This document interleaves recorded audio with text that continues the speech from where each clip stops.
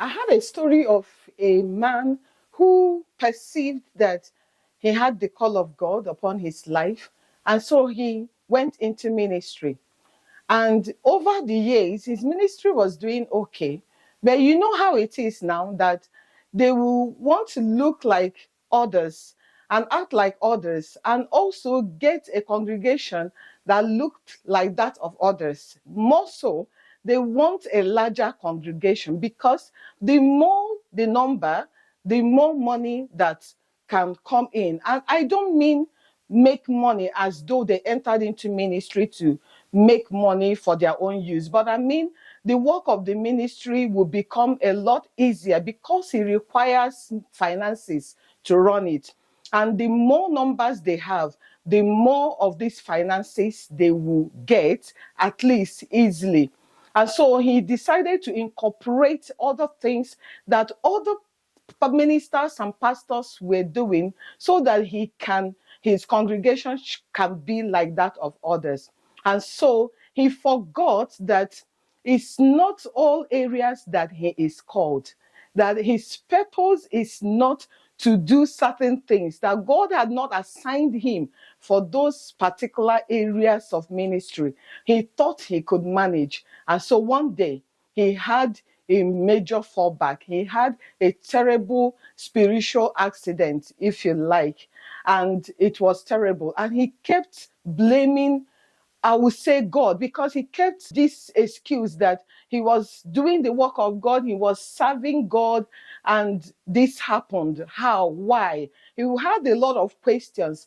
But what he didn't realize is that God did not call him to certain areas that he has incorporated into his ministry. And so he went to see his mentor. And eventually he took a new leave. He repented and dusted himself and went back. At least he followed the instruction of his mentor to stick to the area of his calling, to stick to his purpose, because there is a reason that God made him and brought him to this earth. And there is also a reason that God has called him into ministry. And he needed to stick to that one alone. God, who had called him, as long as he had obeyed and gone to do the thing that God has called him to do, he, the owner of the mission, the owner of the ministry, the owner of the work and the assignment, is the one that it's on his shoulders to make things work, to make provisions where necessary, and to bring the number that he has assigned to him, to bring the people that he has called him to serve. But initially, this wasn't the case. I am very happy that the story ended on a good note because he repented and decided to stick to his assignment. You keep talking about purpose. You keep making it look like without this thing that life will be on hold. No, that's not what I mean. Life will still go on. It's just like it may not go as you desired, as you planned, and as you would want it to be. Life will still go on, but it just means that it might come with a lot of challenges that are not necessary if you had stuck yourself to the purpose of God concerning your life, to the assignment that God has brought you here for. Some people may never discover their purpose, and that's why you keep hearing some people say, in the graveyard are many talents, are many passions, are many gifts that were never used. In the graveyard is the place that stores the highest treasures. And that is true because a lot of people will still die without discovering their purpose, therefore, without meeting it or stepping into their assignments. Now, the question is, at what season of your life are you hoping to discover your purpose? You find people that at very early age, they already know why they are here and what they are supposed to be doing or what their assignments are. And for some people, they would have finished school, started work before discovering why they are here. And for some, at middle age, and some would have married, had children, raise their children, and before they discover what their purpose is. And some people at older age, during retirement, at different seasons of life. But what would you rather have? That you discover your purpose on time and walk in it, or discover it when you had little or no time to fulfill that purpose?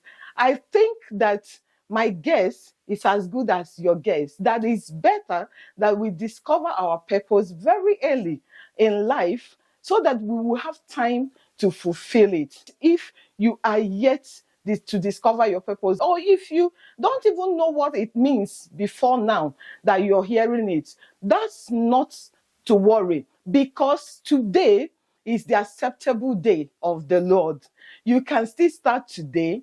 It's not about the numbers all the time. Sometimes it's just about the quality of delivery, the quality of the delivery of your assignment, what time and commitment that you put into it. So worry not. All you need to do is to start today. One of the best ways that you can find your purpose, apart from revelation from God as to what it is by sitting before a mentor, before a coach, before someone that can help you with series of questions to find out exactly what you are called to do, or what assignment that God has given to you as a person, as an individual, because you're different from everyone else. And God did not make a mistake to create you. He had something in mind, an assignment for you to deliver here. And I'm sure that you wouldn't want to disappoint God. A lot of things are dependent on it. In fact, you will have an easy life if you are going about your daily living and every other thing that we think we are here to do, if you are going about them around your purpose, with your purpose at the center, so that everything else hangs around it, rather than the purpose why you are here hanging around everything else that you're doing. So let's take, for instance, if already you know what your purpose is at very early age, before you go to school to study that course that you think your friends are studying, you would have thought, is this aligning with my purpose?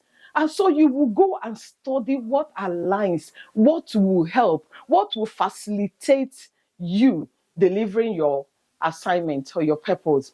And if you want to get married, the same thing applies. You will want to find out, this man, this woman that I'm about to marry, will they help me to fulfill my purpose? Are they aligning to my purpose before you get into the marriage? The same thing when you want to have children.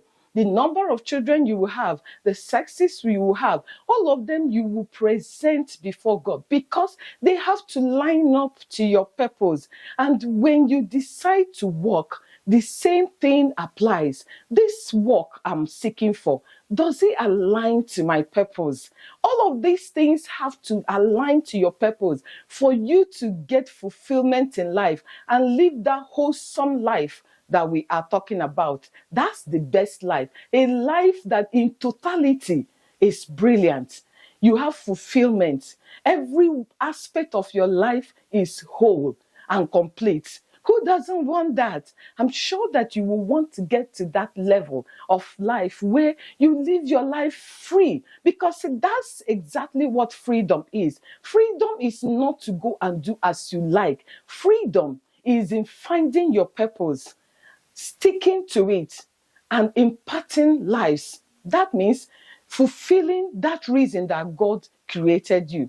In there, you find fulfillment, and then all aspects of your life and all seasons of your life becomes a brilliant life that others will envy. And that's my prayer for you, that today, just as I found mine, although a little late, I would say, but I am now in my purpose, and everything I'm lining them up to my purpose, so that I will not turn up on the last day and be wondering, why didn't I do this or do that? At least at this moment in time that I have found it out, I am all out to help as many people that God has called me to help, as many women especially.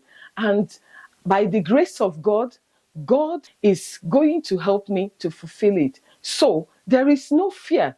There is no stepping back. There is no cold feet. And that's what is going to be for you as soon as you discover your purpose. So the same answer that I gave, no, life will not be on hold, but your life will have a meaning if you discovered your purpose before living it.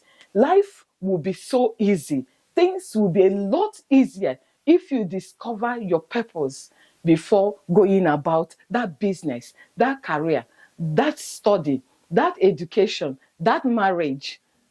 It will be a lot easier. Well, I want to thank you so much. I'm hopeful that you would have learned one thing or the other, and that it will inspire you to walk in finding out your purpose and going into it with the whole of your heart, believing that the owner of the assignment will be by your side to help you fulfill it.